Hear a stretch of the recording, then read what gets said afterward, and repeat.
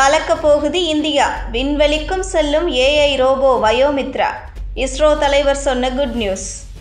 இந்த ஆண்டு டிசம்பர் மாதம் ஆளில்லாத விண் ஊர்தியை அனுப்ப திட்டமிட்டுள்ளோம்.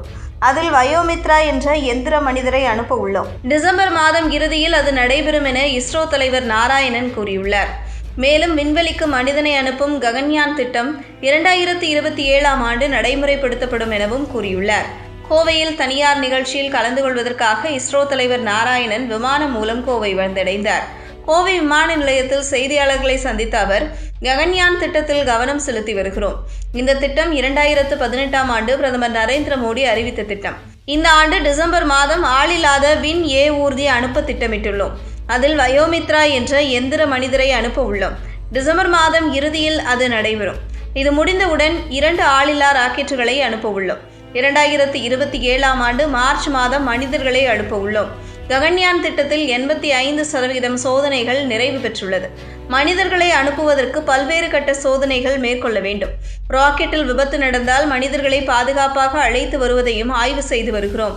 மேலும் இது ISRO மட்டுமல்லாமல் ஏரோ, நேவி உள்ளிட்ட பலரும் இதில் பங்கேற்கிறார்கள்.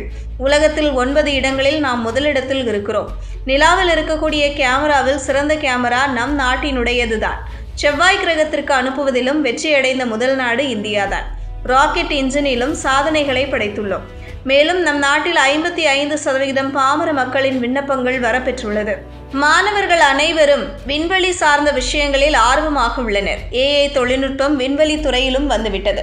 வயோமித்ரா என்பதும் AI டெக்னாலஜி தான். சந்திரயான் 4 நிலவில் மாதிரிகளை எடுத்து வருவதிலும் AI ரோபோ தொழில்நுட்பத்தை பயன்படுத்த போகிறோம் என்றார். மனிதர்களை விண்வெளிக்கு அழைத்து செல்லும் ககன்யான் திட்டம் இந்திய விண்வெளி ஆராய்ச்சி நிறுவனத்தின் கனவு திட்டமாகும். இத்திட்டத்தின் ஒரு பகுதியாக இந்திய விமானப்படையின் சுபான்ஷு சுக்லா, பிரசாந்த் நாயர், அஜித் கிருஷ்ணன், அங்கத் பிரதாப் ஆகிய 4 குரூப் கேப்டன்கள் விண்வெளி வீரர்களாக தேர்ந்தெடுக்கப்பட்டுள்ளனர்.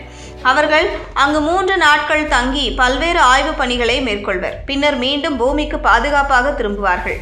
இதன் மூலம் அமெரிக்கா, ரஷ்யா, சீனாவுக்கு பிறகு சொந்த விண்கலத்தில் மனிதர்களை விண்வெளிக்கு அனுப்பிய உலகின் 4வது நாடாக இந்தியா உருவாகும். விண்வெளிக்கு ஆட்களை கொண்டு செல்லும் ராக்கெட் திட்டத்தின் மூலம் முதற்கட்டமாக ககன்யான் G1 எனும் ராக்கெட்டை ரோபோட்டிக் உதவியுடன் டிசம்பரில் விண்ணுக்கு அனுப்ப முடிவு செய்யப்பட்டுள்ளது.